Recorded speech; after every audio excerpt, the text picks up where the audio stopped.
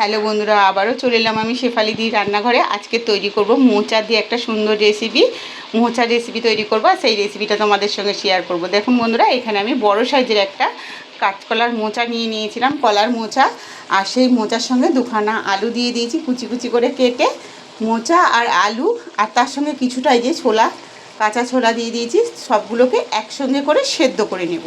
আজকে মোচার ঘন্ট তৈরি করব আর সেই রেসিপিটা আজকে তোমাদের সঙ্গে শেয়ার করব। দেখুন বন্ধুরা, এই যে মোচাটাকে কুচি কুচি করে কেটে নিয়েছি, তার সঙ্গে দুখানা বড় সাইজের আলু, এই যে পোস্তর আলুর মতন ছোটো ছোটো করে কেটে দিয়েছি চৌকো করে। আর তার সঙ্গে 100 গ্রামের মতো কাঁচা ছোলা আমি দিয়ে দিয়েছি। সবগুলোকে একসঙ্গে সেদ্ধ করে নেব, ভালো করে সেদ্ধ করে নেব। সেদ্ধ করে জলটা ফেলে দিয়ে রেসিপিটা বানাবো। তো একসঙ্গে আমি সবগুলো কিন্তু সেদ্ধ বসিয়ে দিয়েছি। মিনিট 10 মতন ভালো করে সেদ্ধ করে নেব। ভীষণ সুন্দর খেতে হয়। আজকে কিন্তু নিরামিষের মধ্যে মোচার ঘন্টটা তৈরি করব আর সেই রেসিপিটা তোমাদের সঙ্গে শেয়ার করব। তো ফুল ভিডিওটা দেখো বন্ধুরা, আশা করছি ভীষণ ভালো লাগবে। তো বন্ধুরা দেখুন, আমি মোচাটা ঢাকা দিয়ে দিয়েছিলাম, যেহেতু অনেকটাই মোচা তার জন্য আমি বড় কড়া বসিয়েছিলাম।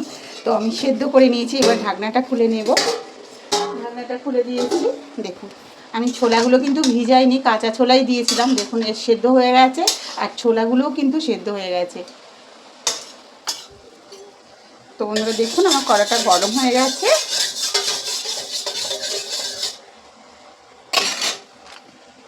এবার এখানে দিয়ে দেব তেল।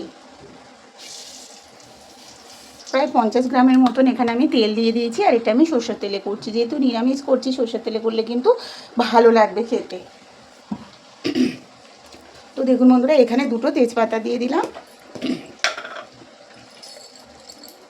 আর তার সঙ্গে দেখুন নিয়ে নিয়েছি এখানে দেখুন গোটা মরিচ, এলাচ, লবঙ্গ, গরম মশলা আর এই যে দারচিনি, লবঙ্গ, এলাচ, গোলমরিচ আর এখানে 2-4টে গোলাপের পাপড়ি আছে।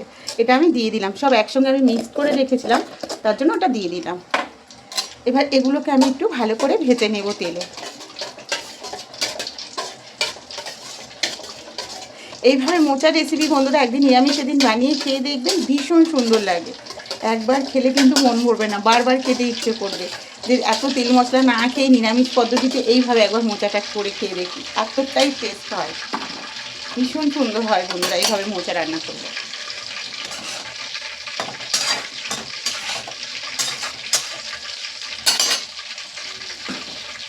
তেলটা আমার গরম হয়ে গেছে। আর দেখুন আমি যে ফোড়নগুলো দিয়েছিলাম সেগুলো কিন্তু আমার একটু একটু ভাজা হয়ে গেছে।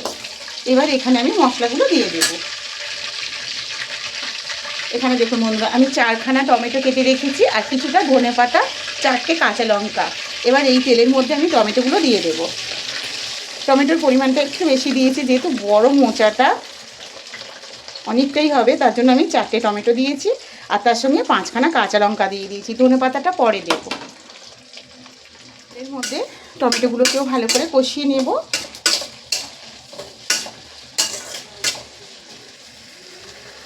আঁচটাকে একটু বাড়িয়ে দিলাম।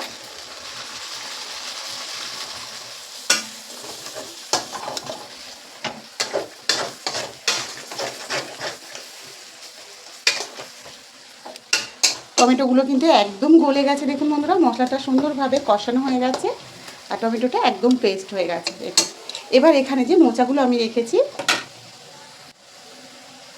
তো দেখুন বন্ধুরা আমার মশলাটা কিন্তু কষানো হয়ে গেছে। আর এখানে আমি মোচাগুলো যে সেদ্ধ করে রেখেছিলাম জল ঝরিয়ে একটা প্লেটের মধ্যে তুলে নিয়েছি মোচাগুলোকে। আর মশলাটা কষানো হয়ে গেছে। এই কষানো মশলার মধ্যে কিন্তু মোচাটাকে দিয়ে দিতে হবে। এই যে সব মোচাটাকে আমি এর ভেতরে দিয়ে দিলাম।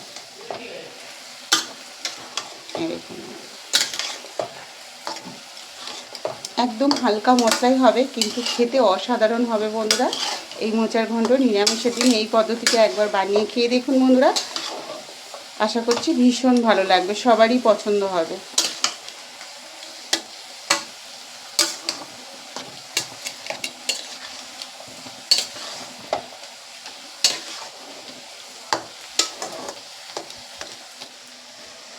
আর কিছুটা ধনেপাতা আমি এর ওপর থেকে দিয়ে দিচ্ছি। আর কিছুটা ধনেপাতা আমি রেখে দিয়েছি, ওটা আমি নামানোর পরে দেব।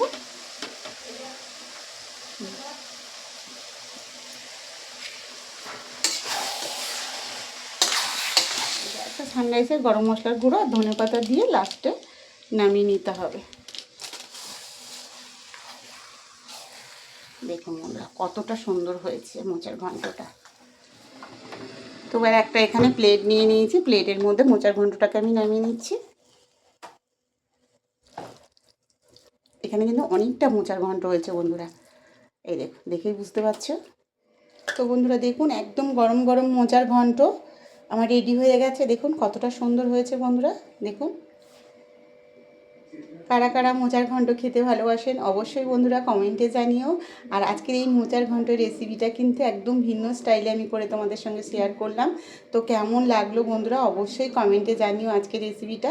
আর রেসিপিটা ভালো লাগলে আমার চ্যানেলটাকে সাবস্ক্রাইব করে পাশে থেকো বন্ধুরা। আর ফেসবুক থেকে দেখলে একটা ফলো করে দিও, কমেন্টে অবশ্যই জানিও আজকের রেসিপিটা কেমন হয়েছিল। আর রেসিপিটা ভালো লাগলে বন্ধুদের মধ্যে বেশি বেশি করে শেয়ার করে দিও। লাইক করতে ভুলো না বন্ধুরা, লাইক কিন্তু অবশ্যই করো। আর যেসব বন্ধুরা এখনও আমার চ্যানেলে নতুন, সাবস্ক্রাইব করে পাশে থেকো বন্ধুরা। সবাই ভালো থেকো, কালকে আবার দেখা হচ্ছে নতুন এক রেসিপি নিয়ে।